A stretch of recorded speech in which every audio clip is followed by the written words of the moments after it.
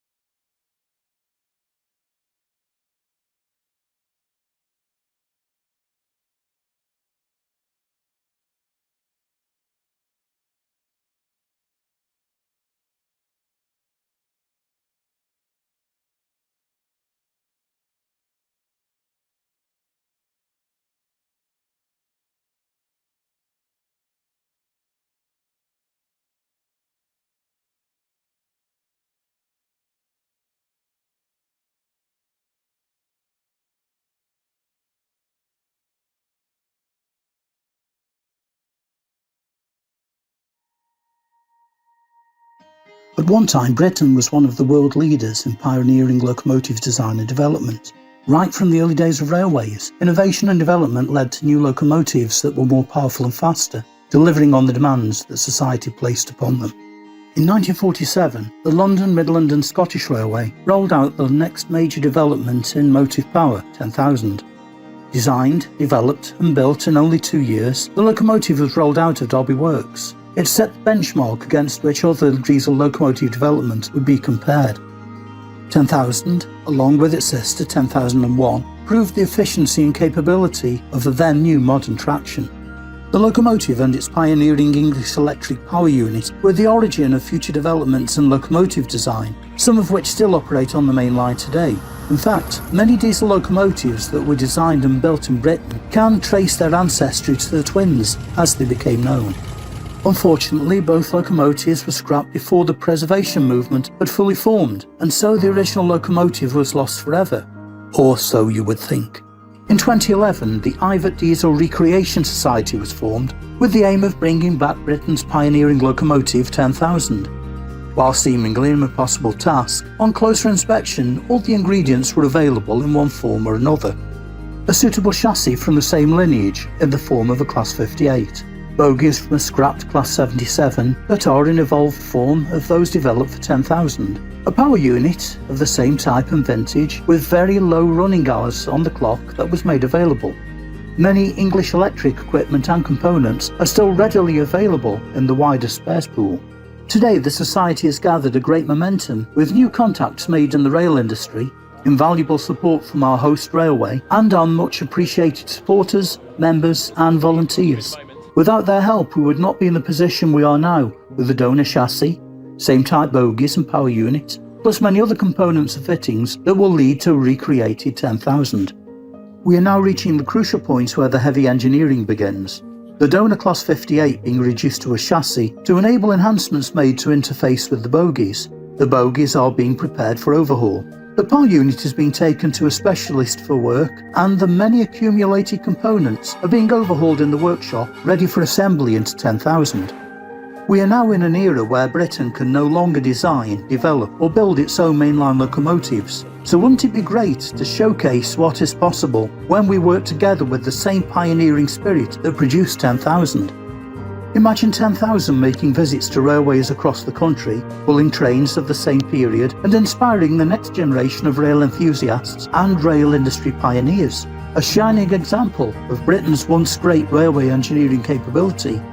Now wouldn't you like to be part of that? Visit our website to see how you can be part of that journey to recreate Britain's first mainline diesel locomotive.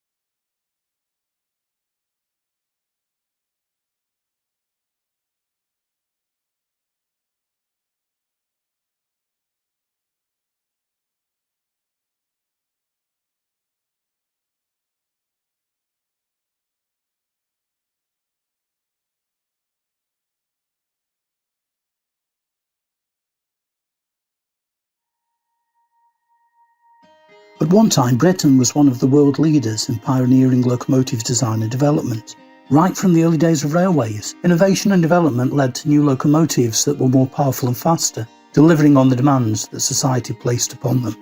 In 1947, the London, Midland and Scottish Railway rolled out the next major development in motive power, 10,000.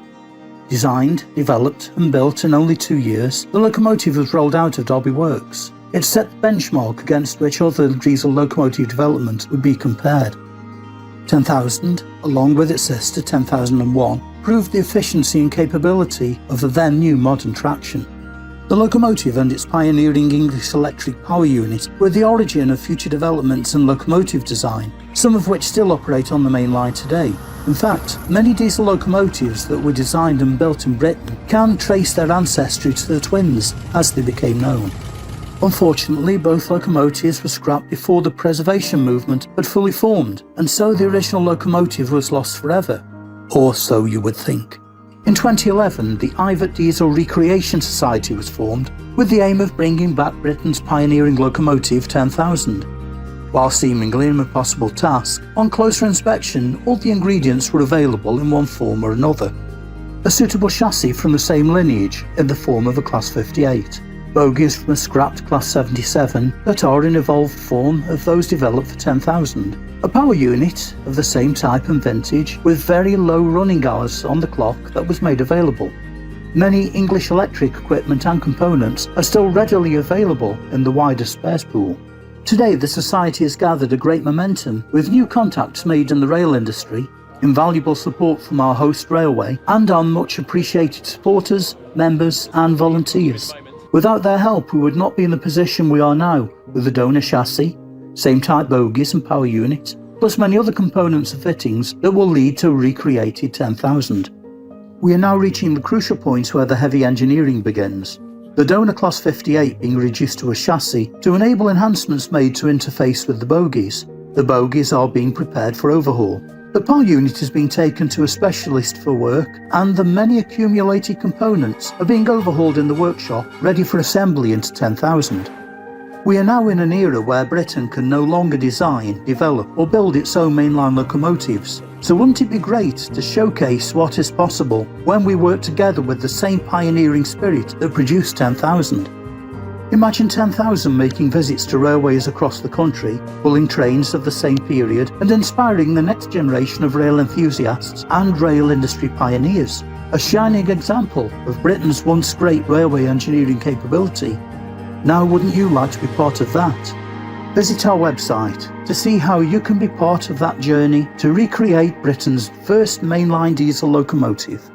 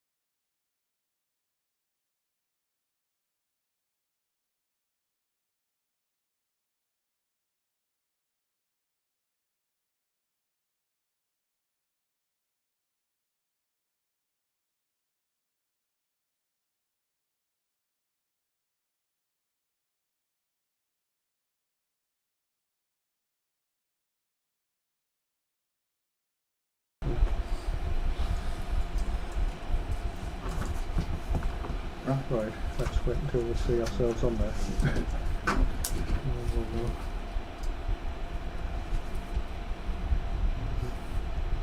Yeah, we'll just wait until we see ourselves on it.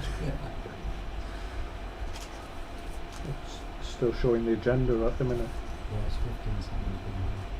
Bit longer than that. Right, we're on now.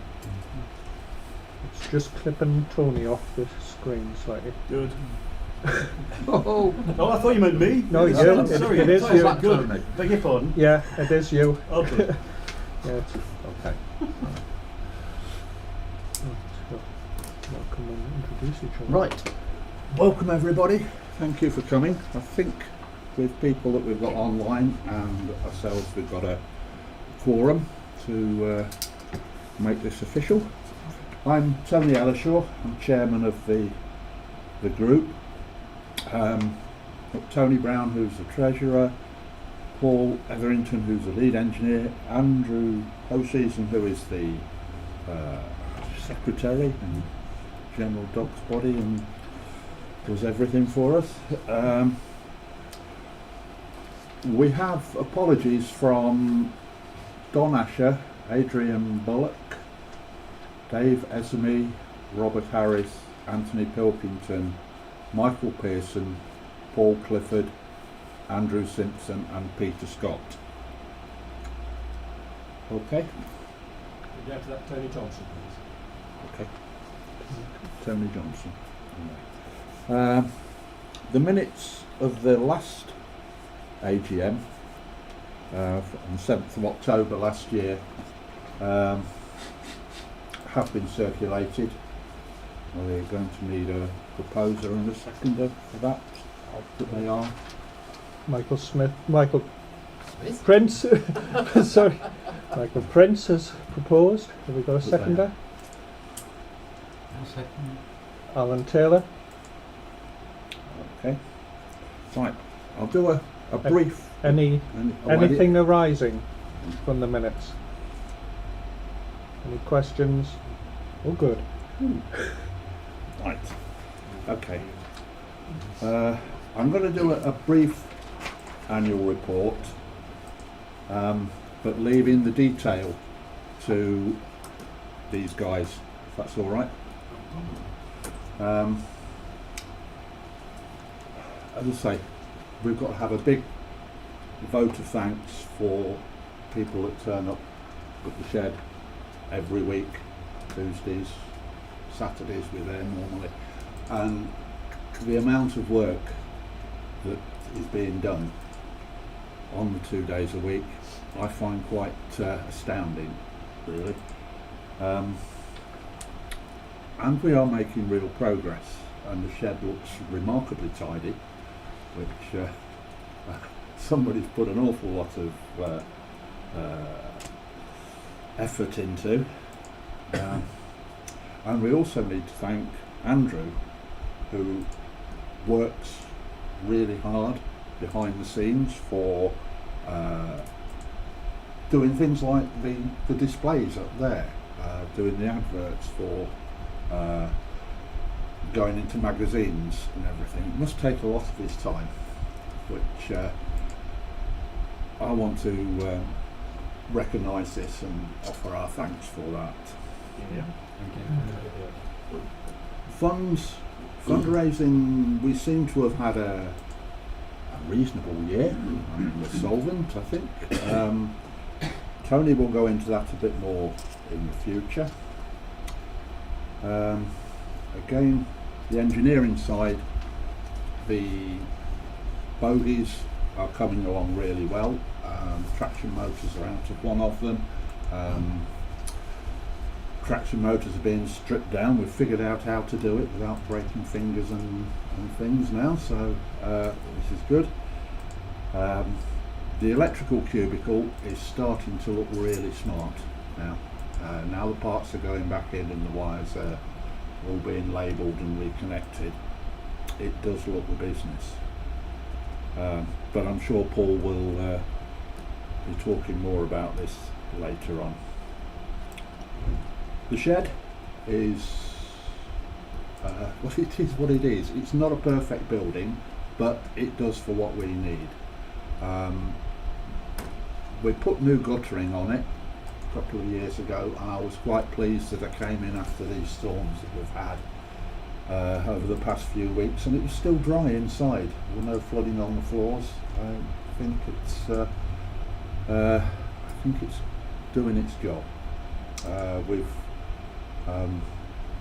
sealed the office a bit more and put a small heater in there, and that seems to be not getting damp, so the documents and drawings and things that we've put in there are not getting damp and mouldy, so hopefully that'll be alright, but we'll monitor it during the winter, and if it all has to come out and get dried out at my house or somewhere, it will be, we'll do that.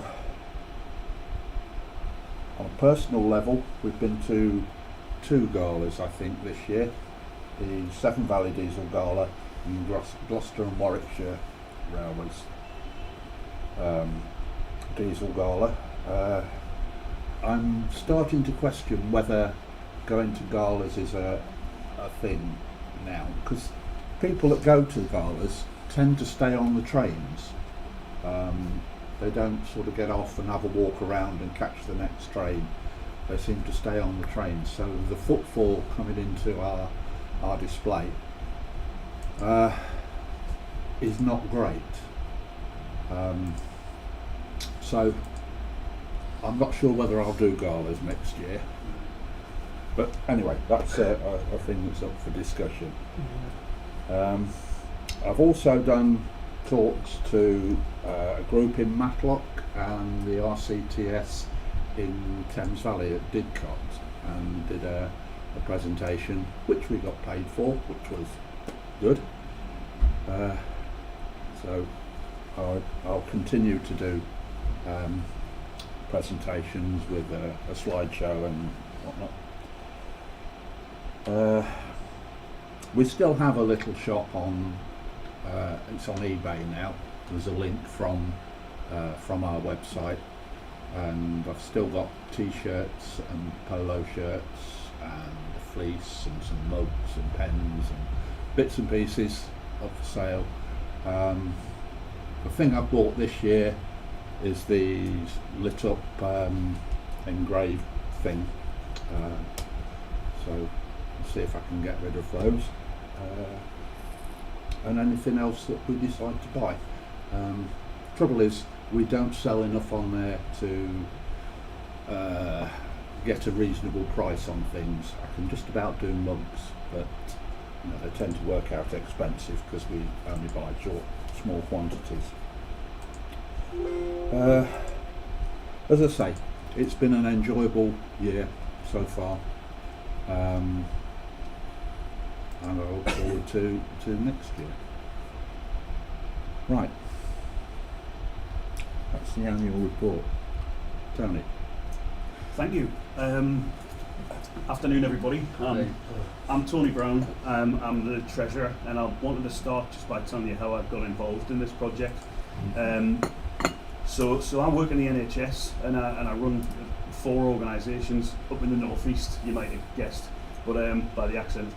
And in 2019, I realised I was working sort of 12, 14-hour days, and I really wanted something else to concentrate on and get involved in, and just take myself away from work. So looking around at a few things, I got in touch with Andrew and said, look, how can I help? I've been in management for 30 odd years. You might need some of my skills, you might not. And he said, what are you like with numbers? And I said, well, I'm all right. And he went, do you want to be treasurer?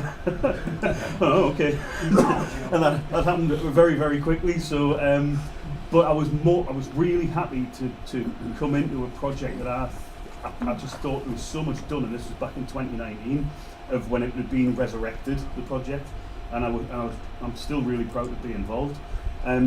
My time, I've really wanted to wind down when I was doing at work, but you might remember we had a bit of a pandemic in 2020, which took me took me and the NHS to our limits really, of time that I've been able to give elsewhere. But I'm going to take, I hope, partial retirement next June, and and then I'll be able to give a bit more to the charity. So I'm not a qualified accountant, but I do the books for the 4 organisations that I work in. So I know what I'm doing, but what we need is that strength behind us to make sure that we've got someone who can review what we've done and give us advice. And it's really good to see that Anthony Pilkington came on board with us this year, and we've fostered a great relationship with Anthony, and he's very supportive and positive about our project. Anthony is an accountant and does have the means to be able to help us make sure our books are in order. This is the first year where we've really had an opportunity to have support for Andrew by him allowing him a license to use Xero accounting. So if anybody uses an accounting system, it's an online accounting system, and it's fab actually, isn't it? Yeah, so much easier. So much easier, and it helps us to filter some of the things, and it automatically filters them into where they should be. Sometimes, of course, it's built in a way that covers lots of businesses. So sometimes we struggle to find something for our quite niche charity of where that should fit. But I think overall you'll see that there's a really good report that's coming out. There's really good explanations for the profit and loss. I think our finances are very good, and we've had some excellent donations, and one in particular during 2024, which has just given us a good bank balance for the moment. It was interesting to have a conversation with Andrew where we say, you know, what do you think our members want to see? Do they want to see loads of money in the bank and loads of income? Because that might stop us then drawing more income in. So we have to make sure that we've got plans to be able to spend what we have coming in and develop and have those opportunities to make sure that it's not just sitting in an account, and we are moving forward with the project. So to that end, about a year ago, we moved some of the money into higher interest rate accounts, but we wanted to make sure that we had instant access to them. So we could have got a much higher rate, but if something comes up and we want to purchase it, we don't want to wait 3 or 6 months to be able to access the money to be able to get that. So we've had to go for a bit of a hybrid with our savings. And it looks like we've probably come to the end on our fixed rate, so we might have to renegotiate that again. But as having a conversation with Michael earlier, and thank you for the support that you do financially too, behind the scenes, we're probably getting about £180 to £200 interest a month that was coming in. And when you think of the years of us not having really any interest rates on any bank accounts, it feels nice to have. It just feels like free money again, even though it's interest that's coming in. So that's at least we're investing it wisely if it's with us. But we need more, and we need tens and hundreds of thousands of pounds more to get to the project. That's the thing that, as with all of these projects, that's the key that's going to allow us to unlock the destiny of LMS10000. So I don't wish to go through anything specifically in the accounts. You've all seen them. I'm happy to take any questions. If I can't answer them, I'll take them away. If you don't want to answer them today and you want to send them to me, then please do that through Andrew, or if I've got a contact that you're aware of, more than happy to do that. But as I've said, it's great to have Anthony Pilkington on board now as well, so that we can really ensure that we've got stable and true accounts.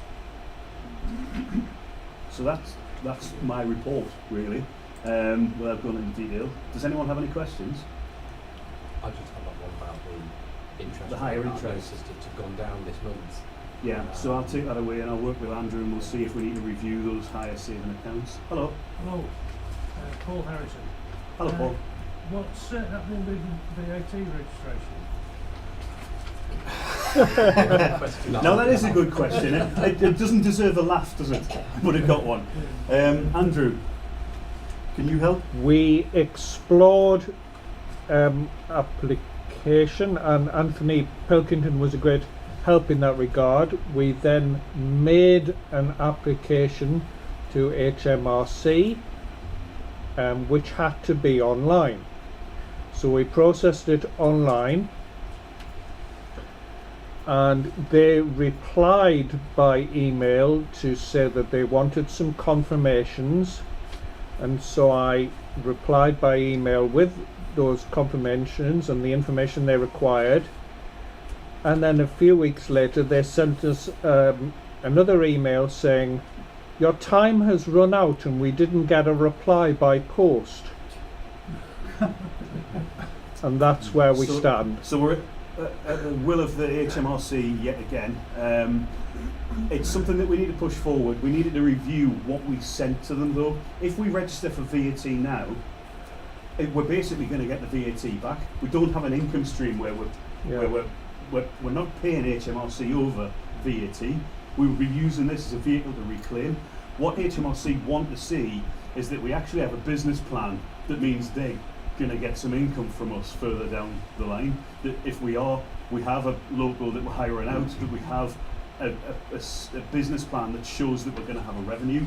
What they don't want to see is just us registering to save on VAT and claw it back from them at the moment if we don't have a longer 5-year, 10-year strategy. We've done that, but the application process has just been a bit dire. Yeah, I would add that I'm not used to dealing with VAT and I'm actually quite uncomfortable dealing with it, and if anyone feels willing to help me with that or take it over, I would much appreciate that. But we've got Anthony who'll give us advice too. Yes, So it's we do have in a good process. advisor. It's in process. The reason I keep logging away at this point, I'm involved with another preservation group. They've been VAT registered for years, and we get VAT back on everything, even though we have very limited sales. But it's another income stream. The way we look at it. Absolutely is, and to our end, we wanted to make Anthony gave us the advice that we wanted to hear, and it wasn't just a quick discussion. It was quite a lot put into it between Andrew, myself, and Anthony, just to look at the ramifications of it. As trustees for the charity, the last thing we want to do is put anybody at risk, and we need to ensure that we're not. HMRC can't even respond by an email to tell us that what we need to do next, and so we need to make sure from our end that we've got our ducks lined up, if you like. But it's in process. I know that we'll be able to announce that we're VAT registered at some point moving forward, because it is a benefit and it will be an income stream that comes in. Thank you. Thank you. Would that mean that we could get that back on purchases that we make? Yes. That's where we score for the first few years. So when we're not selling anything where we'd need to hand VAT back over. Yeah. But if we bought something with £1,000 worth of VAT on it, we reclaim that, so that it becomes where that VAT comes back to us. So But that's the payoff that they want to see, that actually you have got a plan to give us some money further down the line, haven't you? But we'll do the paperwork, we'll get there. It's definitely something that needs to happen for the charity. because on our sales, the ceiling something like, is it 35,000? Can we get? I think it's slightly higher than that, but that's Yeah. that's where you have to be VAT registered. Yeah. If I think it's about 80, if I'm honest. That's where HMRC would. How much? About 85,000. Yeah, that's a figure I'm thinking. So if we were selling our services up to 85,000, they would demand that we were VAT registered. But that's a different thing to what we want to do at the moment, because it's all about our income, really. There are different VAT rules for charities, Yeah. which is where we would score. This other group that I'm involved with, they get a lot of money back through VAT and sell next to nothing. But everything we buy, we get VAT back on. It's part of one of the businesses that are running the NHS. They dispense medication, which means we buy a lot of medication in from the suppliers, but of course we don't sell it, we give it to patients, because you don't pay for your drugs that you get when you go to see the GP, etc. So registering that for VAT means that we can reclaim the VAT on those drugs, but of course that's at 5%, it's not 20, and there's different levels for different things. So you're right, a charity, an NHS organisation may have different rules, and I've learned some things over the last 20 years of some very intricate areas of VAT, and as I say, I'm not an accountant, but I know the general areas. It's just then we need to get advice from the likes of Anthony that we are doing the right thing. I'm not an accountant either. Well, I'm not sure many of them at the HMRC are. Oh, is this going live? Presumably there's actually somebody still left. Yeah. What, at Probably not- HMRC? Yeah, no, there's no. that many people who've left civil service. Well, they were going to close the telephone lines for 6 months a year, so that they could concentrate on the backlog, which is an astonishing business plan, if you ask me. Yeah. But let's not get me started on HMRC, because Paul will have a lot more interesting things to talk about. But is there any more questions around finance? Hi. It doesn't appear to be an asset register as yet. And obviously, watching behind, we're accumulating a mass of assets. And shouldn't that be a separate register, and then the balance on that added into the balance sheet on As an every given asset. year as an asset? It doesn't have to be individually assets, because Yeah. obviously some of them will only be a few pounds, but the main assets probably need registering, I would have thought, at this point in time, because some of them do have a value. For example, that cab that looks very nice in the entrance there behind Paul, it does have a value, and it needs to show. Mhm. And that's also for We're purchases working on as it. well. I mean, we buy a lot of little Yeah. things, I notice, on a month-by-month basis as they come up for auction. Andrew tells me we're working on it, but I'll make sure that I have some report to give back to the trustees moving forward. Thank you. Just moved on, thinking about that as well.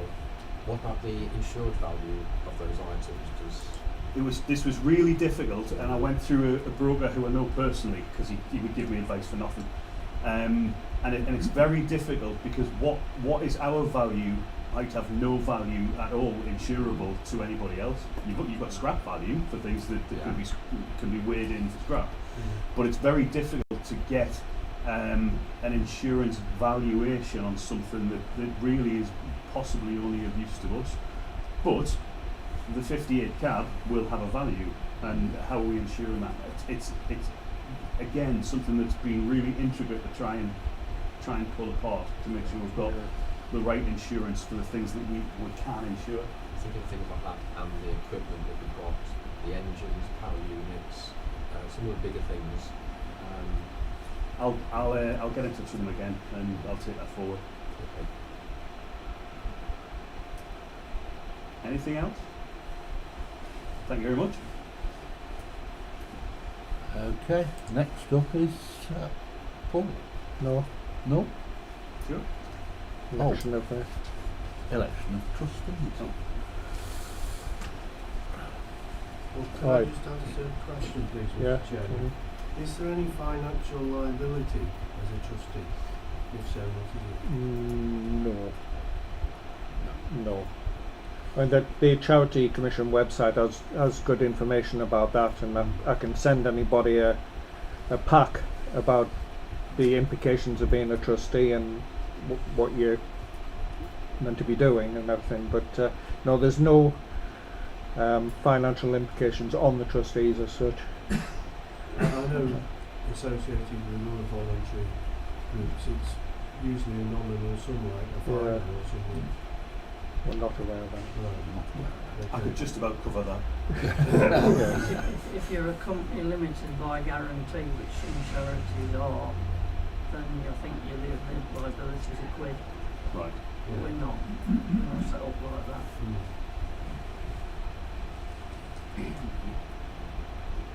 So do we need to look into that or not? I'll look into that. Yeah, Yeah. I'll take that forward. Thank you. Anything you can do is, Right. We ready?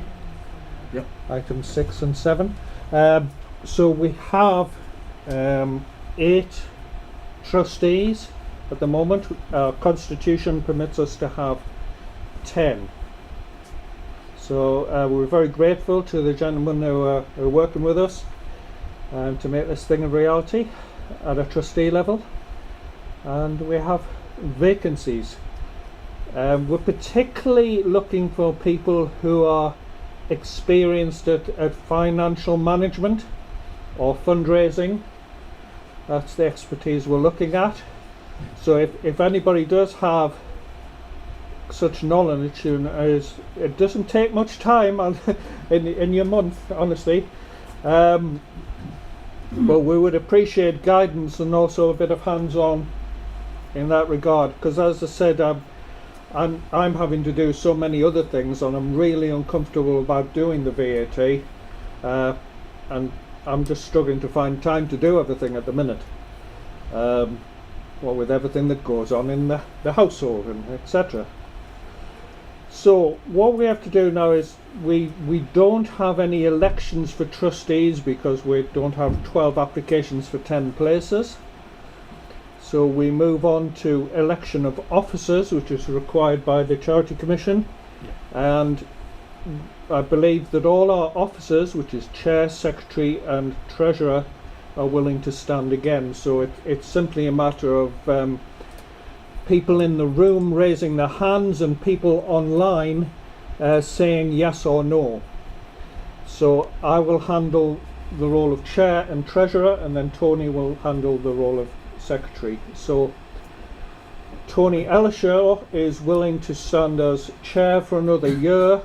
Are all in favour? Please raise your hand if you are, or say yes in the chat.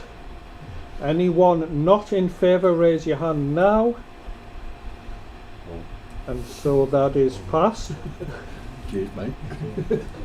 Tony Brown is willing to stand for another year as Treasurer. All in favour, raise your hand. Or say yes in the chat. All not in favour, raise your hand. Tony's half raising his hand. It's quite stressful. And Tony needed me. Right, and Andrew Hoseason as continue as Secretary. Please raise your hands if you agree. Are those against? No? Drat. Drat. Okay. Alright, that's Thank you, John. Online. Hang on, let me just see what's next. confirmation of other roles. Right, confirmation of other roles. We're not required by the Charity Commission to confirm other roles, but we understand that Bernard Caddy will continue in the role of running the Cocoa Club, and Michael Prince acts as his second. Bernard Caddy also runs as organising gift aid, and I act as his second. And Tony Thompson acts as a health and safety officer, and as far as I know he's willing to stand as well, and we're very grateful to them for their help. It's all very much appreciated. And now I think we're on to the main bit that we all enjoy. Over to you, Paul. Thank you. Afternoon, everybody. Afternoon, Paul. First of all, thank you for coming and thank you for joining online. It's been personally an absolute fantastic year. It's been a year of engineering triumphs, a lot of engineering head scratching, but most of all the progress and the competency level we're now achieving. I'm so proud of everybody that puts an hour in that works, does so in a fashion that it's as good as any workplace, even Rolls Royce down the road. We're getting to that sort of standard, which is a good thing. This has been assisted by and implemented by Tony Thompson, who has given hours and hours of time writing documents and putting pro formas in place to ensure everybody in that works is thought of and cared for in an health and safety manner, just as in a workplace. We've got a buddy system that's working absolutely perfectly, what everybody uses. If they're in the works on their own, they're never alone. They're at the end of a phone with somebody else. As Tony said, our workshop, it's improving all the while. And it will get better because, obviously, as he said, it's not the perfect of place to do what we're doing. But it's a very, very good second, and we're all making good use of it, including the latest addition to our low-bearing pit. adding steel so they can actually gain access with the telehandler, and it's going to make a hell of a difference to our wintertime working schedule. We've gone full circle with the traction motors in 12 months, which I feel is a fantastic achievement.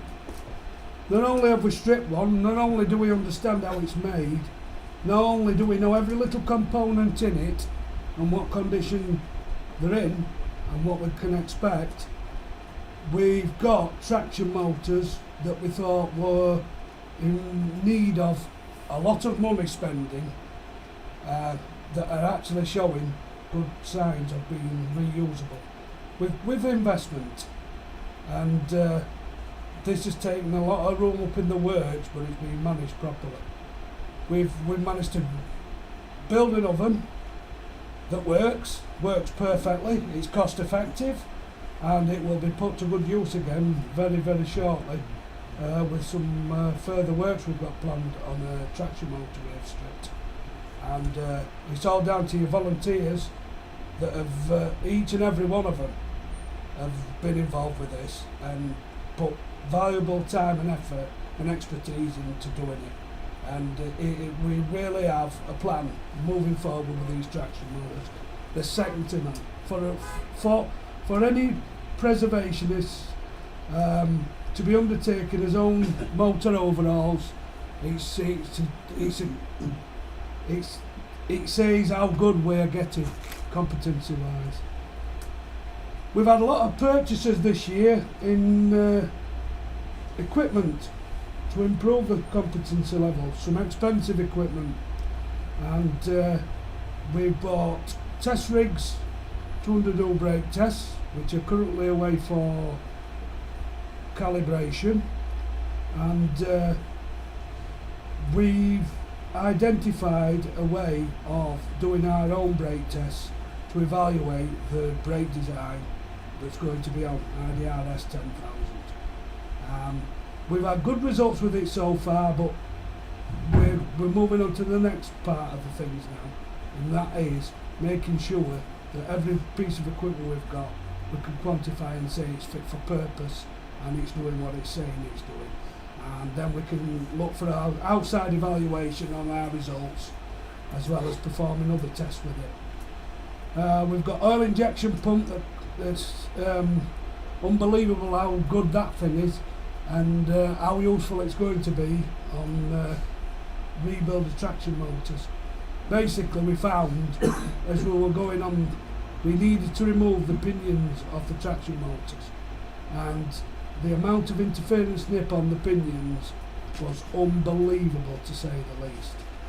And we now have the kit to do it. In fact, as much as our kit will push wheel pans off axles, it's that good. Electrical cubicle works in the test rig, well, that's work ongoing. And as has already been said, the standard of work that's been employed and the progress that's been done with it is second to none. It really is a testament to the people that are actually doing it, and it looks absolutely superb for any non-electrical person like myself. There's a hell of a lot going on at the minute that's taking a hell of a lot of time, and a lot of my time as well.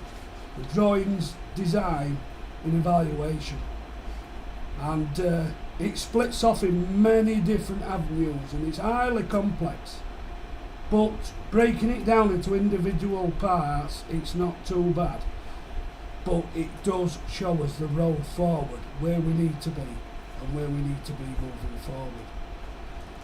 Derek Payne has been really hard at it, completing drawings to scale A0, which we have some at the back of the room, that are of standard for manufacture.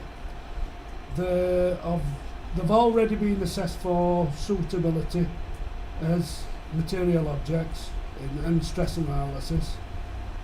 They require further analysis from railway experts, as well as someone to turn around and say, yes, you can make that, yes, you can use that in a locomotive, which is part and parcel of the different avenues we're going down in the minute. There's creating a hell of a lot of paperwork for us. We've got a lot of things where we need to be clarifying, as in very shortly. One of these being brake design, and that is well on the way with us in conjunction with this brake test, which we've learnt so many things about in the last couple of weeks, of how good the EM2 brakes really were and how much brake force we actually need. Now, I know we're only running on an heritage line, I know we're building an heritage locomotive, but we have got to design this brake system on this locomotive to stop this locomotive from its design speed when it was originally built, in my opinion. In other words, it has to be 100% utterly fit for purpose to stop from mainline line speeds, just as any other heritage diesel locomotive working on the heritage circuit. And this we will achieve, and we're well on the way to having a good understanding of how we're going to achieve it, both aesthetically and mechanically. Derek's been involved with this as well, and he's busy mulling round ideas on certain ideas of what we've all put on the table to achieve the best solution for the best money with the easiest outcome, and it's moving forward. We've also engaged with consultants in railway companies that are requiring documents to be drawn up to start acceptance. The acceptance work. It's also to enable us to undertake vampire modelling. These things we're going to have to pay for. These things are going to come out of the budget. This is where the money is going to be spent initially, and obviously, hence the VAT registration and everything else. These are not going to be cheap bills to pay for, but really important in the short term, and we need to get on with these. The vampire modelling would be a massive advantage, and in as much as it proves lots of things in 3D. It proves to everybody quite simply how capable of a locomotive, how safe of a locomotive it is dynamically, and how fit it is on the railway network. And this is work in progress, and again, this is all part and parcel of all these documents that quite a few of us are involved with in drawing up at the minute, to engage with these people and get these parts passed off, and a way forward and a strategy that's suitable and sufficient. We've got a hell of a lot of work going on in the workshop, and as it improves we're going to be looking at short term with some more oven work to do with our oven that we've made. We've got traction motoring bits currently, which come December we will possibly be looking at reassembly, and also having a known quantity of what that traction motor requires to be fit for service again. We may consider running this in the works on a test rig to see if we can improve it further. But again, it's not the end of the world. It's a given quantity, it's got a hell of a lot good about it, it's got a hell of a lot of components in it that are really good, and it is the worst traction motor that we've picked up. So the readings for the others are quite encouraging at the minute, and I'll leave it at that because it's all, we'll know more as we get through the traction motors and strip them one at a time. After the brake testing's done, we've got a hell of a lot of work in as much as removing wheel sets from bogie 139 and brake gear. There's nothing stopping us having a massive leap of progress once we've ascertained enough information from that braking system as what we need to make a real leap forward and get that bogie frame off-site, shot blasted and assessed for repair. Same with the wheel sets. Expert evaluation of the wheel sets, turning of the wheels to a class 47 profile, and this, we'll move on to something else I need to talk about. But that will be brilliant progress to get done over the winter, which we will do, as well as the traction motor work indoors, as well as the electrical work that's coming on in leaps and bounds.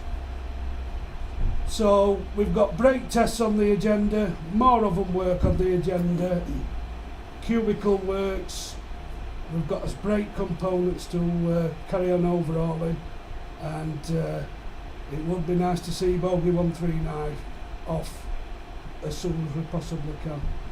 I know we're all itching to start the chassis, and me too, but we need to find a suitable place when the time is right, i.e.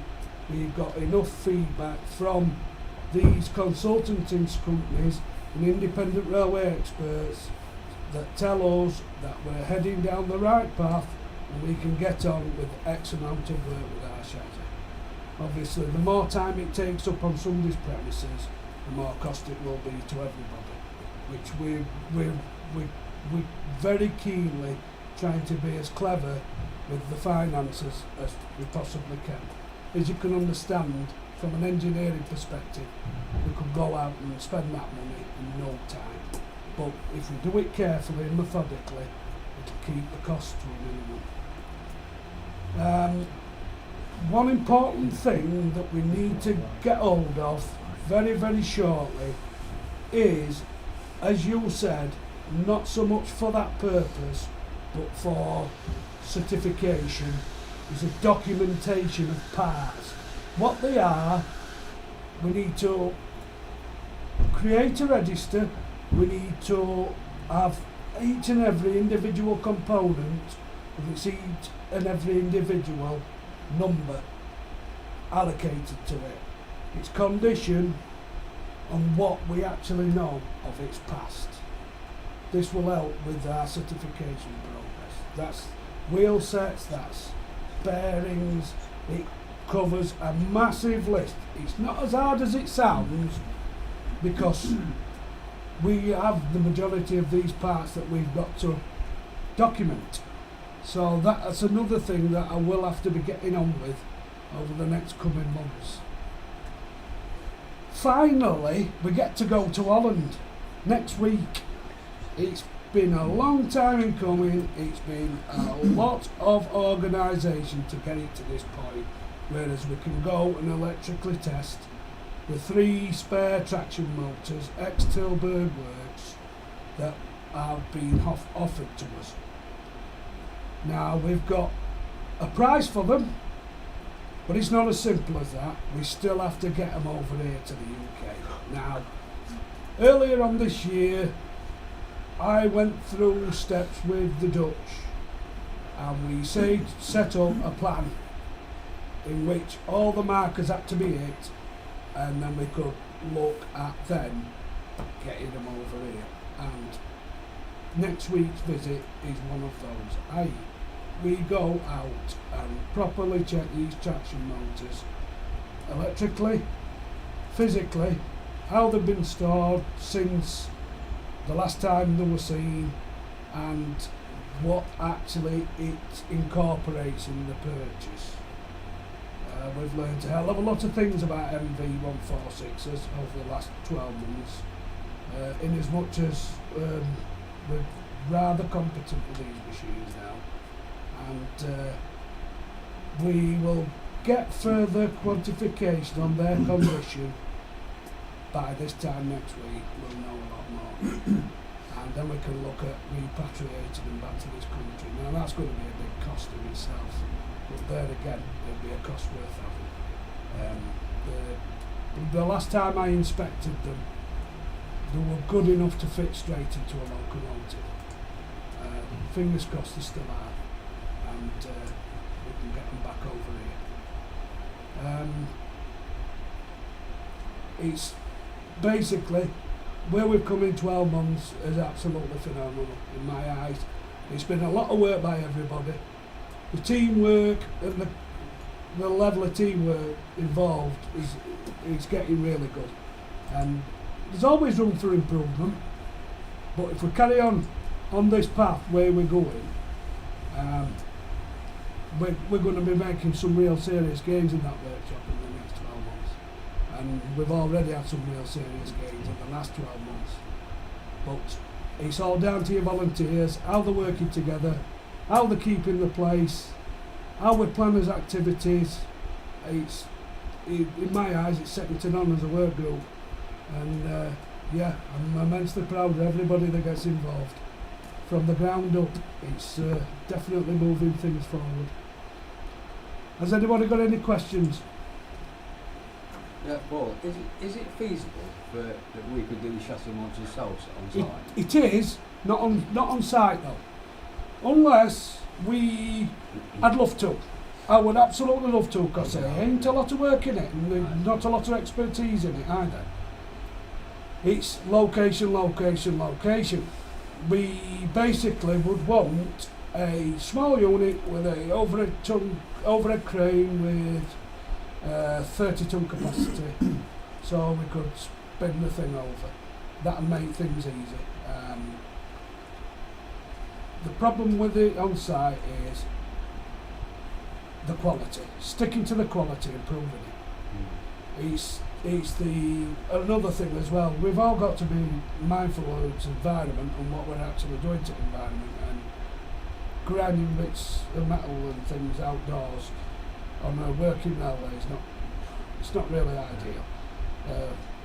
Flame cutting exercises and things like that. But yeah, we need undercover storage, and I'm not discounting it.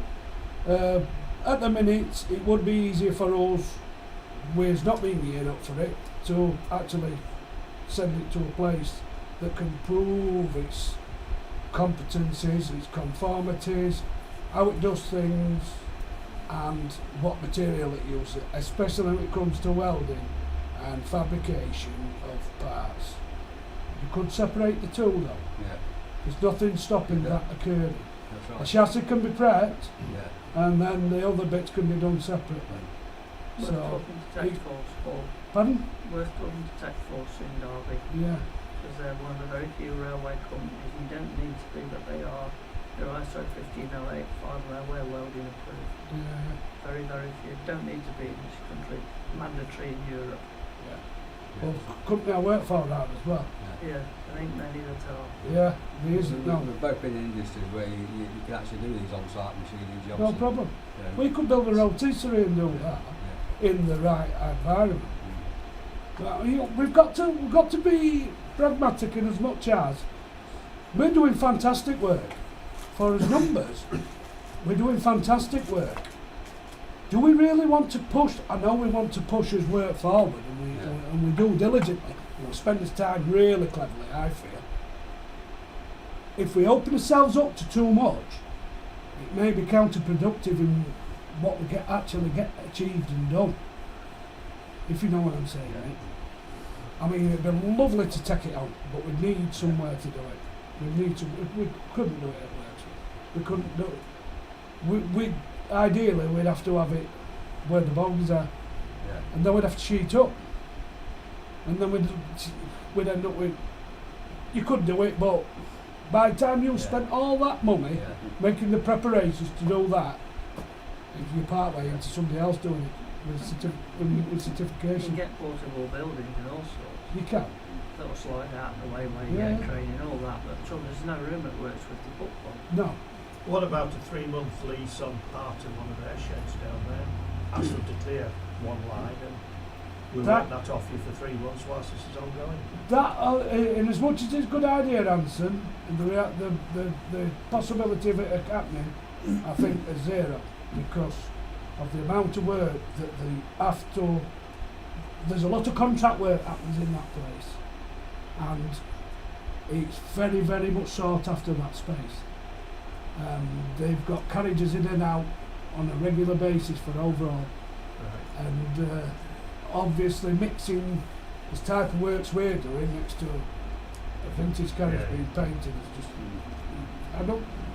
We can ask, but there again we have to gear up to be fast, and this is where it becomes difficult and still costly. You can't lift in there either. No, but you can use jacks and there's way around things. It doesn't necessarily have to be turned. It doesn't. There's a way around everything. The only thing you won't want to do is any overhead welding, if you can avoid it. So that answers your question, mate. I'm all ears. But it's already the right way up for the welding, isn't it, now? Yeah. It's the right way up for trimming. That's why it's put that way. It's not part of the bullet to put it out to contract. What they can do in a month will take us 2 years. Correct. Yeah. Not only that, It's a no-brainer, I think. yeah, Gets me the expenditure of it, I reckon, would be offset with the added income stream from doing it, Yeah. as well as we don't want to ever put ourselves in the position of some other new build projects where I've had first-hand seen where they've got themselves, not through necessarily their own fault, but it's not a nice place to be in, having to rebuild a locomotive. There's quite a few had to do that. Do it once, do it right. Do it once, do it right. And that's another reason you use authorised, independent What the credits people. will be. Yeah. It'll be a big cost, but benefits. Yeah. Think that way. You can You get from it as well. you can mitigate your cost in as much as you get agreement from these, I won't mention any names, consulting companies of welding standards, welding specifications and materials to be used and care and control of, as well as qualifications of the independent person doing the job. You can actually save a load of money in quite a few companies by taking that on yourself, because that is, as daft as it sounds, quite an expensive process. You know, the actual QA of it, and that is not a problem to us.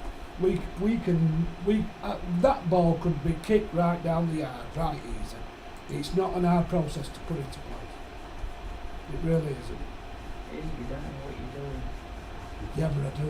Yeah, exactly. That's the difference. I've spent a lifetime in industry with weld processing and all sorts of intricate things, as well as quite a few of you in this room have. So we fully understand what's involved and what's needed on that front. What sort of figure would you put on getting the chassis modified? I've always stayed away from this figure because I don't want to throw one out there. But my thoughts is we could do it professionally, with certification, with paperwork, from between 60 and 100k. That's my yardstick on it. The current prices. We would have to do quite some sums of work ourselves to achieve those, and we wouldn't want to go to somebody and say, here's a blank cheque, build that, because they could soon double that figure. Yeah.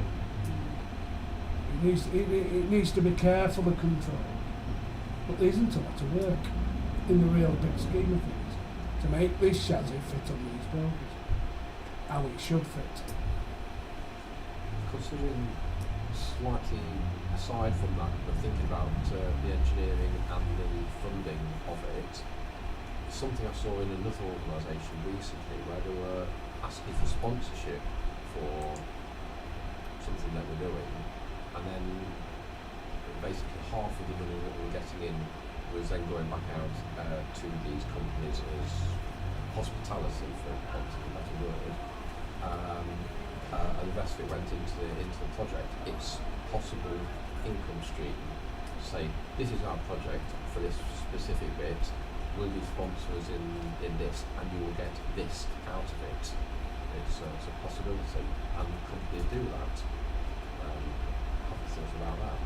It's definitely worth somebody investigating it, in as much as that's going to take some prior planning. Of course. Well, the one thing that's going to happen here with this sort of work, depending on which avenue it goes down, will happen very quickly. Yes. So the prior planning of it needs to be done now, put into place now. We cannot say where and when, but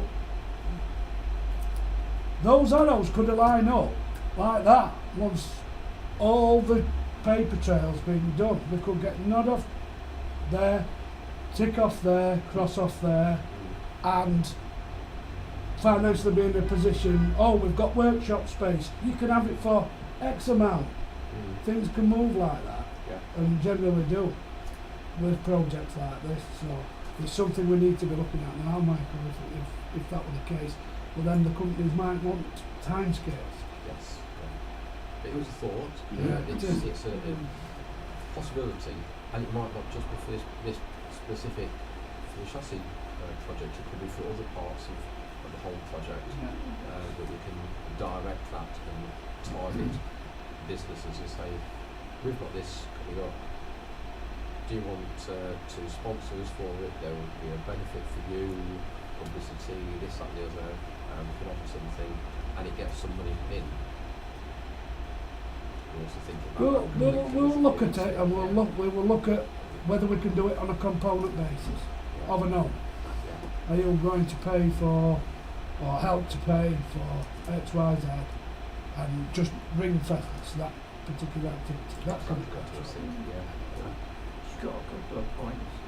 I think, looking at the conversation a little while ago about, how long it's going to take to do this. I think if you stand back from this project and you think about time, I think time is probably the biggest risk this project has.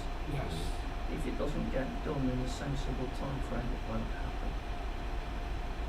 I think that's the thing you have to think about. I think there's another thing you have, which is a kind of an asset. It's not really tangible, and I'll say it in 3 words. This is Derby. Yeah. It was built about 300 yards that way. I've had an interesting conversation in regards to that, and we don't need to be exploring this place for everything we're worth. My problem is I get myself so buried in this paperwork and this engineering planners. I don't really give myself that much time for going and knocking on doors down here, although I have tried in the past, and opening things up with this area, and it's a must, and it's what needs to happen. It's something Andrew and I have had a discussion about a few months back, is how we do try and unlock that, and how we do try to open some doors into some of the businesses that are around here that I think would definitely have whether it's people who are in that business who would have a personal interest, or whether there's a history of it, or there's a connection, or there's that. As I was mentioning, being part of something that's got that Derby heritage. So again, I think if we have any experts, looks directly to camera. If we have any experts in our organisation who know and can help how to unlock these doors, or have experience of it, then great.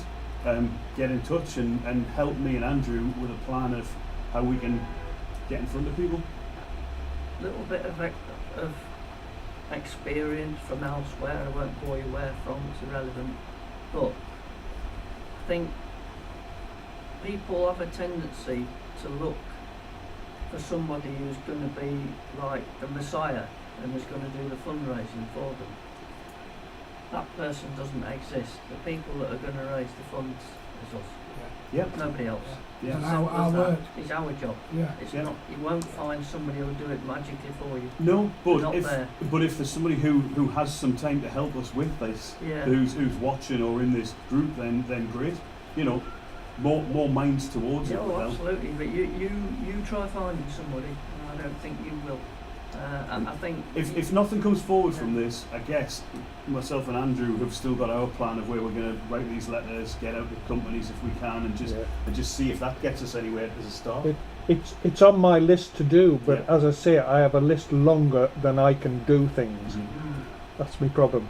I have had conversations, as I was saying, with people who have been marketing managers, fundraising consultants and people like that, and they've suggested doing things like this. And there was who mentioned earlier, the Midland.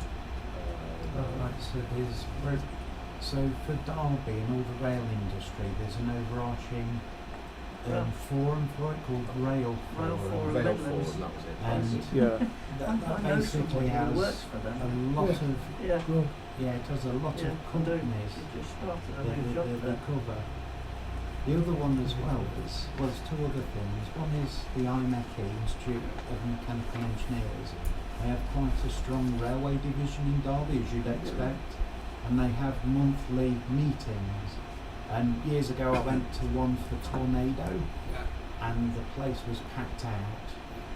The other one to consider as well is that next year is 200 years of railways, and Alston at Church Lane are having an open day over 3 days in August.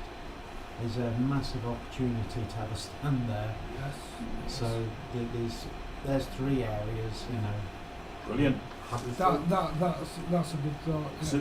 So again, maybe there isn't that magic messiah who's going to help us, but you know someone who we might have a warm introduction to into the organisation that we've just mentioned.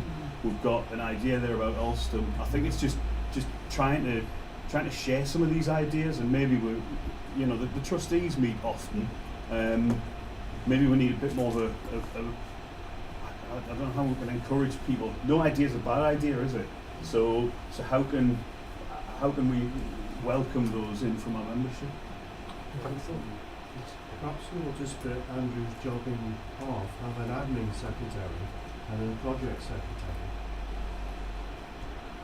That sounds like an interesting trustee role. Well, he does a lot on the admin side, and that takes his time away from more detail. Volunteering doesn't just mean getting your hands dirty. No. Well, you wouldn't want me anywhere near that on site. No, but you also need volunteers to support all sorts of other things as well. When you look at some of the groups and how many people involved, whether it's electricities, and they've got so many different titles,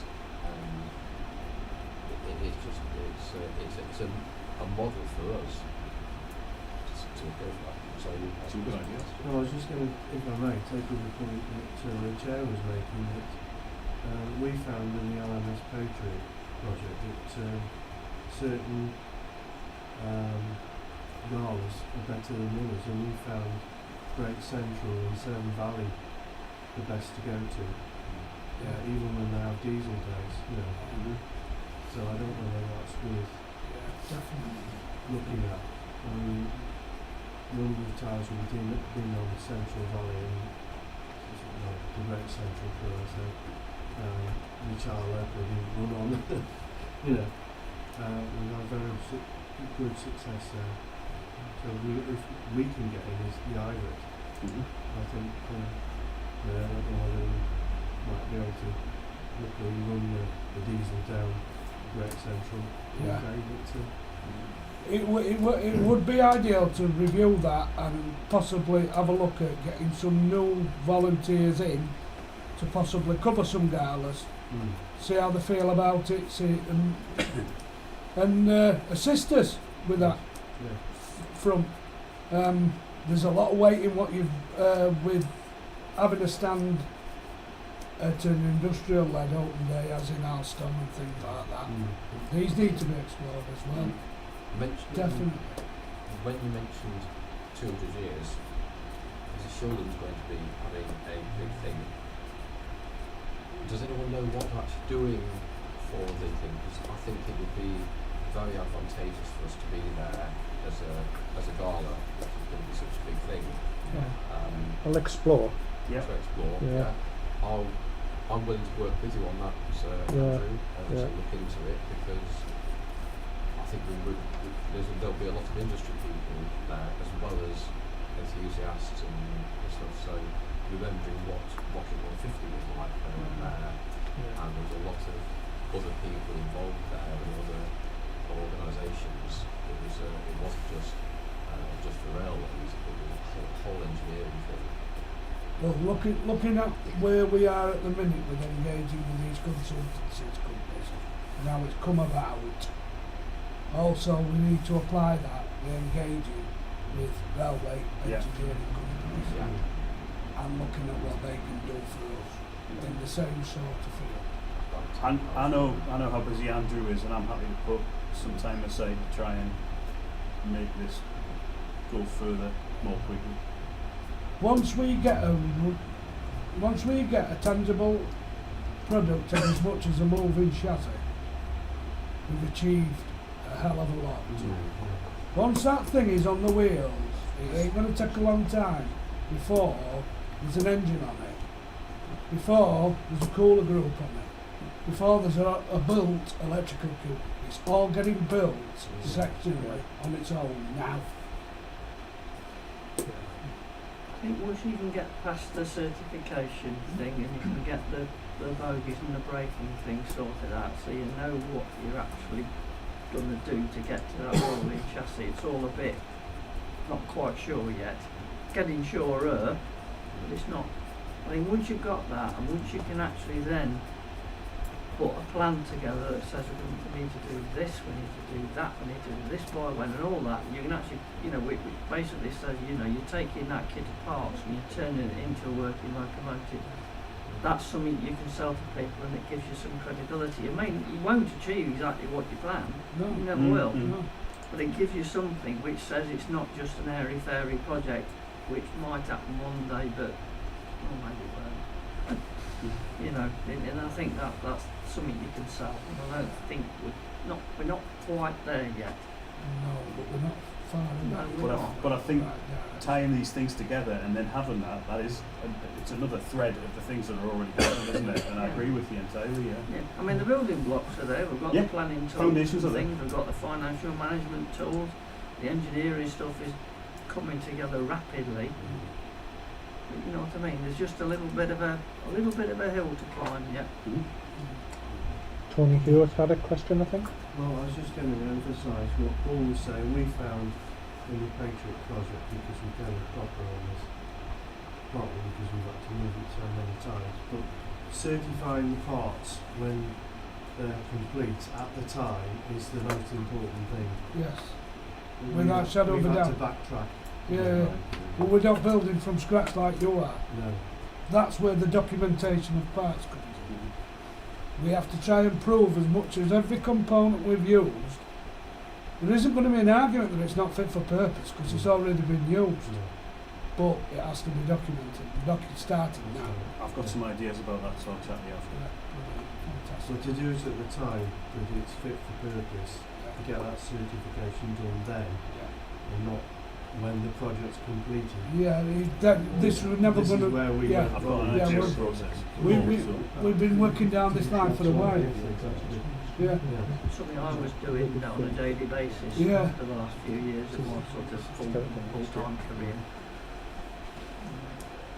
Yeah. But do we not need to find somebody to work alongside with you to actually admin the certification so that you're not having to do it? Yeah. That's what I'm doing. That's what he's doing. Okay, fair enough. Yeah. I used to be a certification Yeah. engineer for a little while.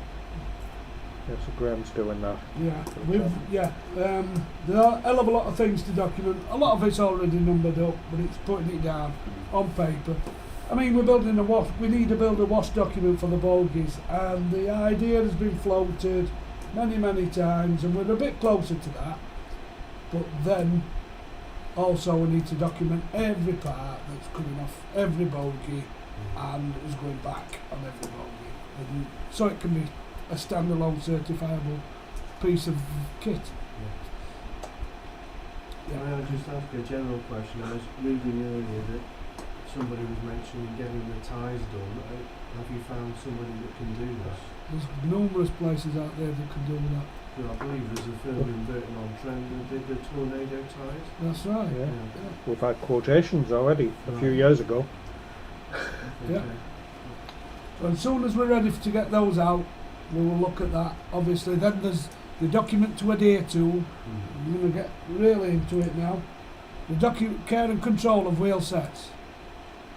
Once we've sent them away, we've already had the axles ultrasounded, but once we send the axles away and have them turned, then they have to be kept in a certain manner. And it's care and control of the wheel sets. Graham's looking shocked. There's two documents. I was just trying to remember what the number of the is. Yeah. And I can't. Yeah. 2752 maybe. I can't Something like remember. that. You're nearly finished, or? Yeah, I've done. If anybody's any more questions, one final question. Have you got any update about the power unit at Imps? And the Mr. Wheeler has been absolutely flat out building all sorts. He's a very busy person. I can tell you honestly, he won't have touched it yet. And I've told him we're in no mega rush for it. It's in the corner of his workshop, keeping lovely and warm. It's in the best place possible. together with the associate. Together with the parts. I think we have to thank Imps for housing all the other kit as well, which is really an inconvenience for them. Really is. We're honest, we have to say we're grateful for them housing that stuff. I'd second that. I think we ought to really think about and have a discussion later on after this meeting what we can do for him to thank him, and Paul especially, because he's been fantastic. He's been very busy. He's nearly got the 56 engine built back up, and he's been on with all sorts of other stuff, Merleys engines, 460s and all sorts. He's been a very busy chap. So yeah, but that's what we need to do, definitely. It's definitely in his way, isn't it? Some of the other stuff that we've got stored that. Without a doubt. I've been trying to find suitable storage for it for quite a while. He's a star. Right, okay. You're done, Paul. Yeah. We'll move on to item 10, publicity and fundraising. Okay, Andrew. that's me. Right, so I've got many hats as you'll have discerned by now. I'm secretary, membership secretary, publicity and fundraising. Now, this is on the back of, I care for my wife, my daughter and my mother. So, and I used to have something to do with the food bank as well, but I've been able to let that go. Help LMS10000 more. We've said a lot of what I was going to say, so you're not going to hear as much from me. Firstly, a membership report. We have 270 members, which is, I think, quite a good number considering what a niche kind of project we are. The most enthusiasts still probably haven't heard of 10,000 or know exactly where it was, and we have a question on Facebook that says, where was it built? And half of them put Crewe. So, so that's it. So our 270 members donate over £2,000 a month, which more than pays for the rent of the workshop and the utilities. So we're on a very steady base there. Fundraising is, of course, the key, as we've already discussed. I'll not go into it much. As of this very minute, we have £163,609.78 in the bank, which sounds a lot, but it will disappear, as you've heard Paul quoting £60,000 to £100,000 for the chassis to be mounted to the bogies. But as you say, would make that back in publicity, probably, from people having the confidence then to donate or sponsor the project. I have interim adverts placed in Rail Express and Railway Magazine for later in this year. I am planning a major publicity and advertising campaign once we get to the point where we can take the chassis to a commercial company or do it ourselves somewhere. We will do a heck of a lot of advertisement fundraising. It has been difficult, and I think I even said this last year, to fundraise on the back of not having financial targets to fundraise to. Once we get a quote for the work to be done, we're away. We can fundraise for that. But it's very hard to say, oh, can you fundraise us for, we're thinking maybe 60, maybe it's 100. I mean, we can try. Notwithstanding that, we had a company who donated 50,000 to us this year, simply because they were happy with what we are doing. That is the sort of thing that we need to attract more of. Great thanks for that company. Yeah, we very much appreciate that company. And It was anonymous then, I don't think so, but yes. Are we allowed to give them credit? Can we come back to that in another time? Yes. Rather than us do the wrong thing now. Yes. as Graham said, we really need to milk the fact that this was built in Derby. It is a Derbyshire project. We need to be more active in Derby. I have tried before now to find a coordinator in Derby who will take this forward and speak to Derbyshire people to have events in supermarkets, in shopping arcades, at events like this Awesome event for Rail 200, to get Derbyshire companies who can have pride in the legacy of that Derby has in the rail industry, to get all that head. We need someone who's local. It's no good someone having a Sunderland Mackem accent talking to them about Derby, because I'm not from Derby. But don't forget, Andrew, the diesel division of Alstom is actually at Crewe, and Right. we can, well, DRS used to have open days, maybe they're doing something special for next year. Yeah. I don't think we ought to forget Yeah. Crewe altogether. Yeah, so we need people to come about. I'm going to speak to Alan afterwards, our cameraman here, who talked to us about this Rail 200 and see what we can do. But we need people to come forward. This project was originally priced at 750,000, I think, 10 years ago. It could be done for that, or it might be more. But we need to raise that money, and it's up to us to do it. I think I'll shut me gob now. There you go, I'm not a Derbyshire person. We've lots of tangible assets already, far more than we ever had 10 years ago, for building this project. We, in the big scheme of things, we don't require much more items. Just the brakes. Just, yeah. We've got Yeah. quite a bit of that anyway, but Yeah. now's the time for expertise, advice, and moving things forward and getting things built. And like Mick said, we could do it ourselves if we packed in work and if we had somewhere to do it, and if we had some coded welders in and control it. This is all looking forward. I'll tell you what, next year, if I've checked my pension and I go part-time, I'll try a Derbyshire accent up here. I might need some training. Well, I quite like the place, but again, I'm stymied by being 170 miles north of here, which means and it's not just not sounding like a local, it's not having the connections. If I was involved with something that was Robert Stevenson in Newcastle, I've got so many business connections that I'd go knocking on doors of that you meet over the years, etc. And I would start from scratch here, and it's would I have that connection, would I have that gravitas of who's knocking on the door, you know? Say that. Is that where Stevenson's buried? Where? Yeah. Here. Chesterfield. Chesterfield. Chesterfield. Stevenson's buried at Chesterfield. Okay. He built the Midland Railway. Yeah. Yeah. Well, North Midland. Yeah. I wouldn't worry too much about your accent. I think the other thing as well, it was English Electric. The headquarters was Stafford actually. Yeah. And don't forget the Preston connection. I think, don't forget Lancashire. yeah, I think Andrew and I are just being a bit flip about the accent. It's more about I've got connections on the all ground. over the place in the northeast from the jobs that I've worked in, because I'm not just NHS. That was 15, 20 years ago, and there's all the suppliers that I've used. There's all of who they know. There's all of the events that I get invited to, where you can just freely talk about something else that you're passionate about. Where I don't have those connections in Derby, so I'm not saying I couldn't build them, but at the minute I'm full time and I haven't got the opportunity to get down here as much as I'd like. However, I do think that is part of our wider plan of what we need to do.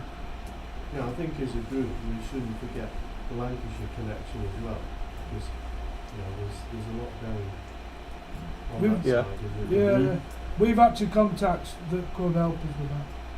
Our engine once lived at Ribble Railway. Right. Yeah, our power unit. As a 58? No. Right. The engine, the original 1947 engine that we've got. I see. Right. Lived on the Ribble Steam Railway for a couple of years. So that's where the investigation. Particularly next year being the 200th anniversary. Okay, moving on. Item 11, any other business. We've got down two. Yeah. 2 items. Right, Bernard's asked me to speak on the Cocoa Club first, which is one of our fundraising efforts. Hopefully Alan's got that on the screen now. Basically, it's a club that you sign up to, and members win cash prizes in our quarterly draw, and obviously half of the money raised goes to LMS10000, the other half goes to the club members in prizes. How it works: by joining the club, members are allocated a virtual ticket. Each one's £5, and each quarter 3 winning numbers are drawn. We have some winners, and I'm going to be notifying them tomorrow for the October draw. 50% of all funds, as I've said, are used by the project. In the last quarter, 72 tickets were sold at £5 each, generating £180 income. It's not massive, but it all helps. The first prize was £126, so that'll buy you a few Mars bars.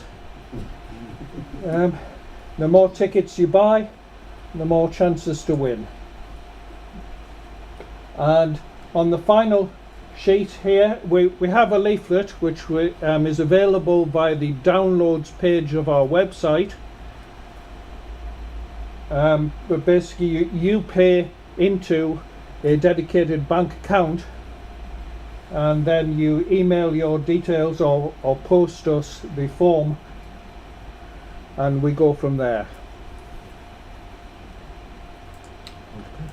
The next thing that Bernard asked me to speak about was gift aid, and we appreciate everyone who has signed up for gift aid. It really does give us a lot of money.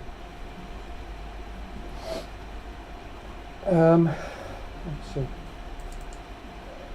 how it works. Anyone who pays UK income tax or capital gains tax can make a declaration that allows us to claim back basic tax that person has paid. Additionally, if you pay higher rate tax, you can claim the difference between basic and higher rate for your charitable donations. What you need to do is complete a gift aid declaration. Again, that is available on the downloads page of our website. Send it to us, and then we identify your donations, and you identify your donations by putting your name and your postcode alongside them, so we can readily identify who's donating what.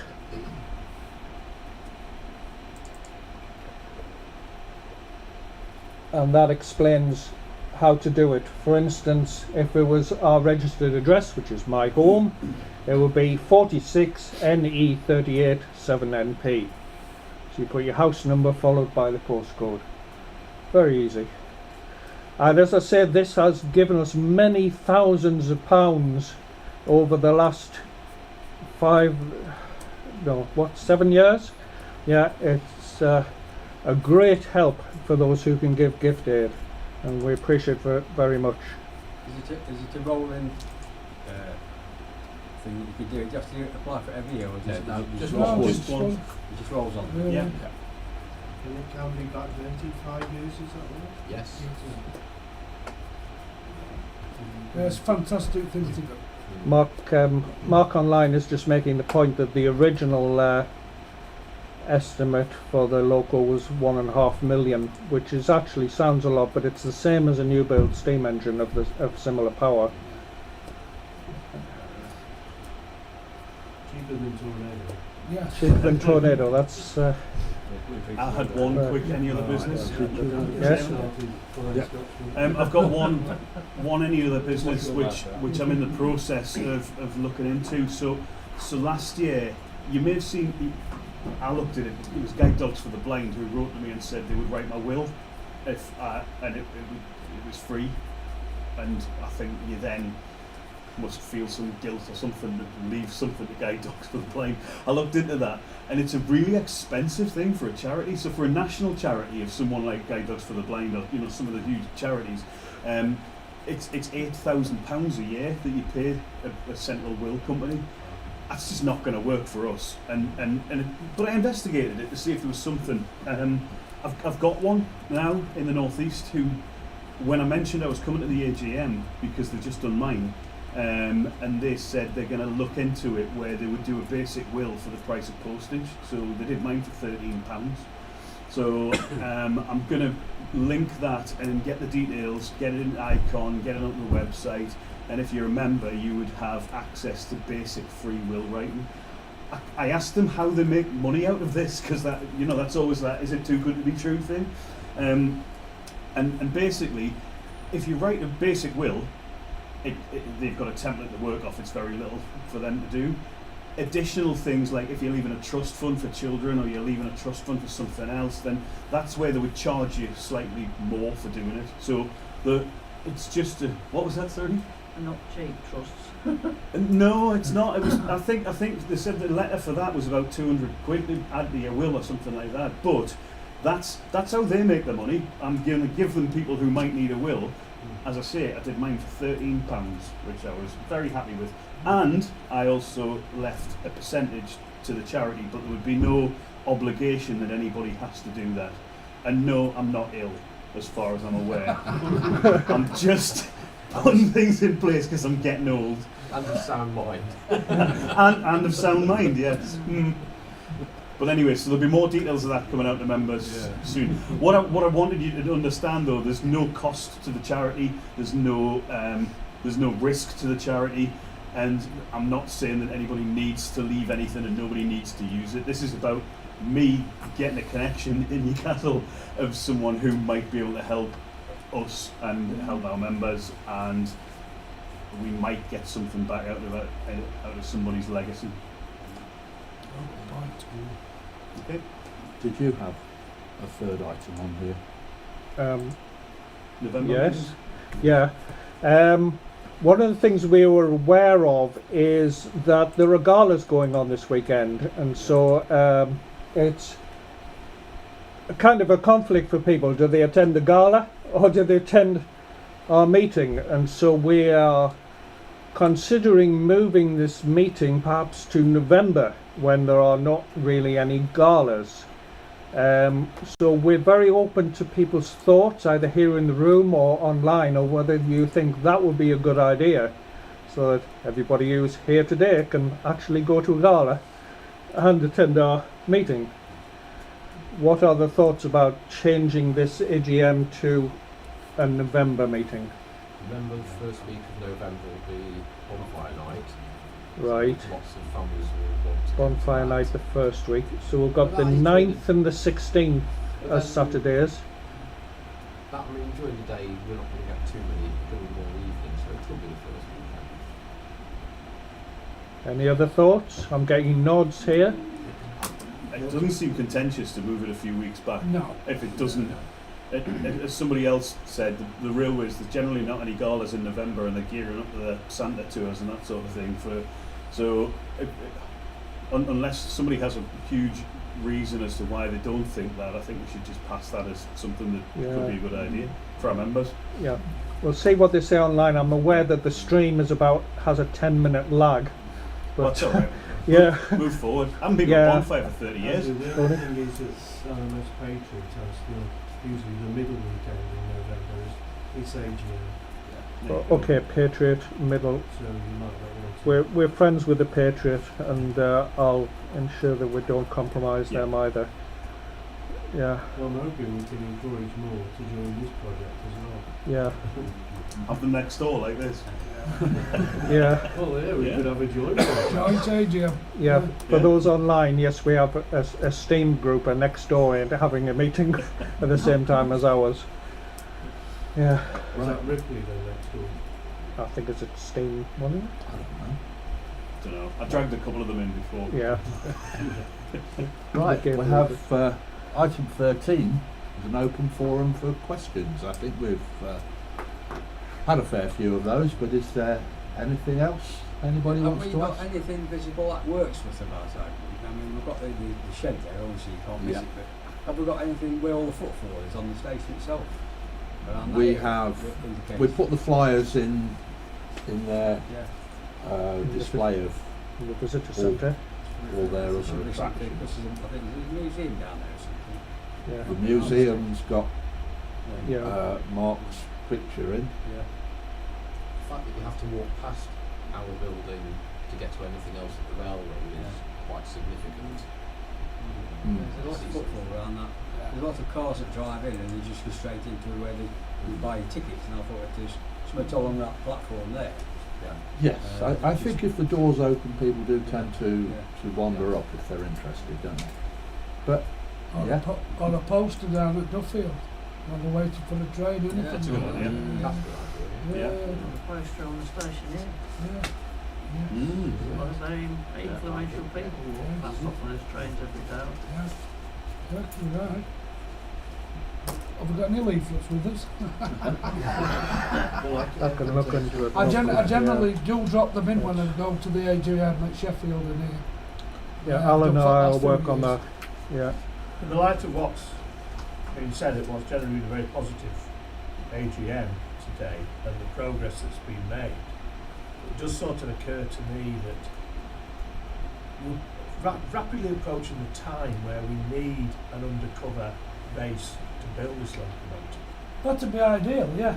And I would suggest that this next year is a time really when that perhaps needs researching Investigating. a little bit more, We either at EVR or yeah. anywhere else locally. It's never going to happen at the EVR unless they all of a sudden decide to build a diesel locomotive shed at Shocker. It's never going to happen like that. I personally envisage that at the minute we just carry on building sections of it like it was designed in the first place, like the 58 were designed, but also keeping an eye on the ball, like you said, of something that could become available for the right money. The Great Central obviously is going to have to replace its current steam facility. Actually, that's not right. Yeah, I was reading something about it. Sorry, I don't mean to be rude, but the latest pronouncement I saw from them is they're actually busy refurbishing the shed and it's going to remain where it is. It's right. So they're going to 5 go years. inside of it. 5 years. They're extending its life by 5 years, Yeah. Then it's removed. and then it's going to be moved.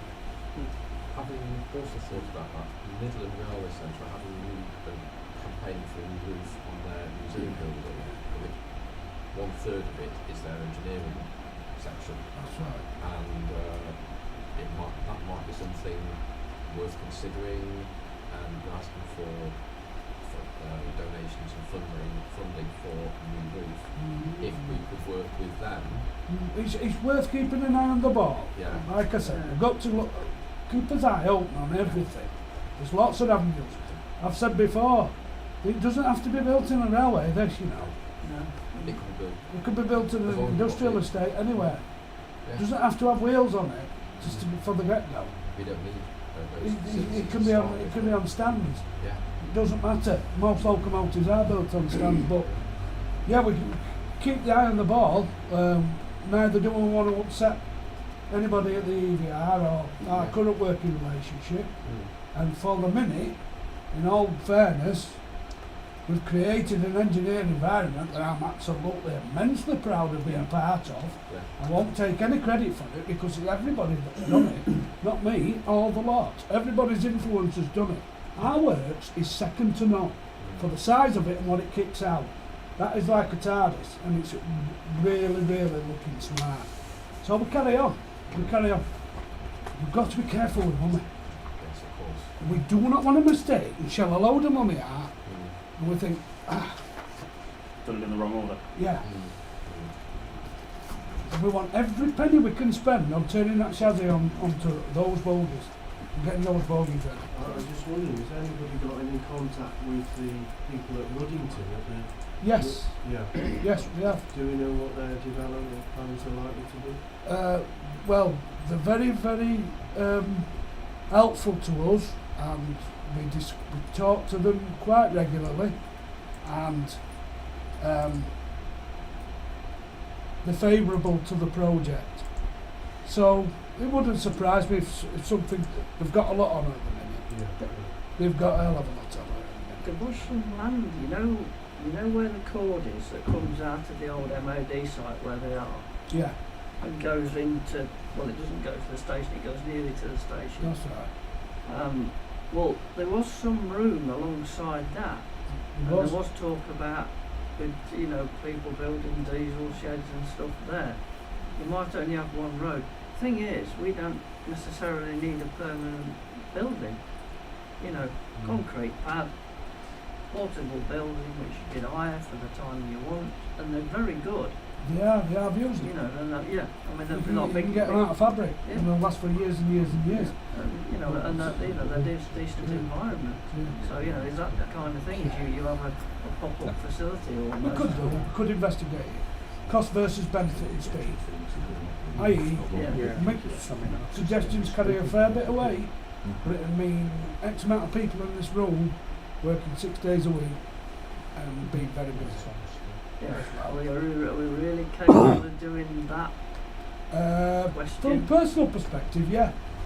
I would be open to that idea, but it'd have to be worth it, cost versus You benefits. know. So, yeah, we've got to keep his eye open on this one. Mm.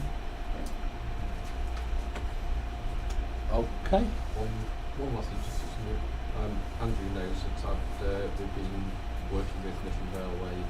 They've had some documents, original documents of LMS10000. One of them is a copy over there, given the reasons why investigation as to when they were going to preserve the loco originally in the 1960s, and the problems that they had with 10,000 as opposed to 10,000 when they were faults with it. So we've got those. There's a lot of work going on there, and we've got some photographs that haven't been published that we've been given access to, and they're quite happy to work with us and stuff like that. It was like an archive thing that we built there, wasn't there? At Buttle, What we call it called now. Yeah, Are you thinking of the Social Model Railway Society there? maybe. Yeah, it was built alongside the main building. Yeah. That's a separate organisation.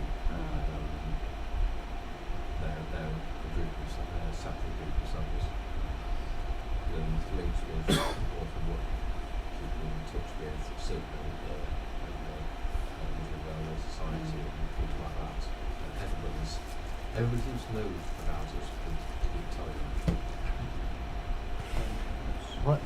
Okay. On the last open day, I was asked several times about the shed plates, and if we'd have had offers, I could have sold 3 of them. But nobody was prepared to pre-order because I couldn't give them a time scale. I said, because I think we have to have an order so many before we can get them made. Is there any value in having any made ready to sell it? Of course there is. Yeah, because I don't know what the profit margin is on. So Well, We're not, I'll have to go back to Procast and see what they say. it might be worth having a supply. Yeah, I mean, historically we haven't had them in stock, so to speak, Yeah. because they're a couple of £100 each. Yeah. So Well, there's one lady who offered me for the one we've got on display. She offered to pay me double. I said no. How much was that and what's her name? Because I've got mine on the table. She wanted it for her husband there and then. I just wanted Yeah. the other one, but I said, well, you go. maybe it is worth investing in. I know these things are expensive in the big Yeah. scheme of things, but you never forgot about when that ends up on somebody's wall or mantelpiece. It's a talking point.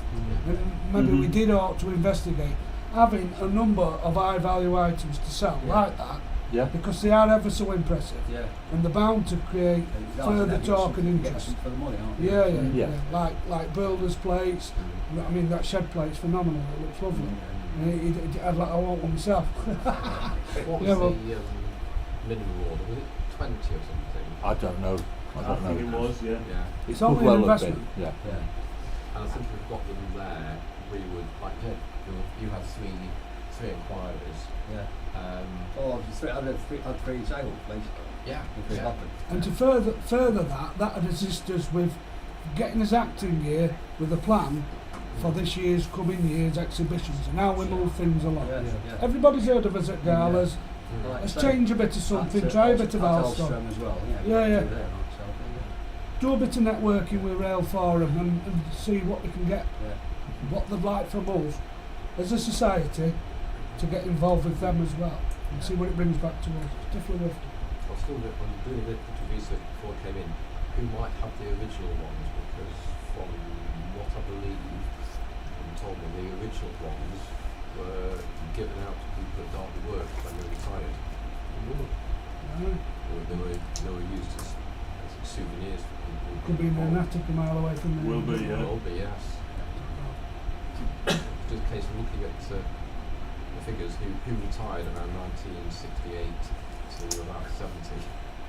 There's an Job for you incredible, there. an incredible Well, collection of that's nameplates and that sort of the ephemeral in Doncaster Grammar School's attic, believe it or not. It's incredible, that is. You know those works plates, you can also get things like that done in resin if somebody wants to buy something that kind of costs 20 quid, not 200 quid, maybe 20 quid, you know what I mean? Yeah. One thing I will share with you, because some of these gentlemen here who assisted me last year, I'll get in touch with Wabtec and see if they want to do it, if they're doing anything for the 200 years in railway, and seeing what we can offer them and what they'd like to Yeah. join in with us, Okay. and I'll move that one forward. Okay. Do you want me to go and try and see who put some feelers out for what's happening with children? Yes. I know somebody at the diesel depot at Alston who see what they're up to. Brilliant, Do fantastic. you know yourself? No, that's it's where they're overall in Bandolino stuff, isn't it? Crew work. Alston crew used to do bombarding. That's right. Nothing after that works. Yeah. Not they've all been They've got demolished. more No. orders than cope with. Yeah, they have. Yeah. But not enough room anymore. No, They've sold it. exactly. They're busting at the seams, aren't they? Yeah. Yeah. But yeah, now is the time. You're utterly right, and everything you're saying, everybody, now is the time to investigate industry to help us along with everything we've got to do, which is a hell of a lot of this at the minute, and setting things out, establishing things. I think the chair's looking to close the meeting because Yes. we Yeah. close the feed, but that doesn't mean Yeah. we can't continue having a chat. We've been going an hour and 3/4. Have we? Okay, right, well, Yes. I think we'll close it there and say thank you all for coming and have a safe trip home. Okay. Thank you. Thank you. Thank you. Did we agree on a date for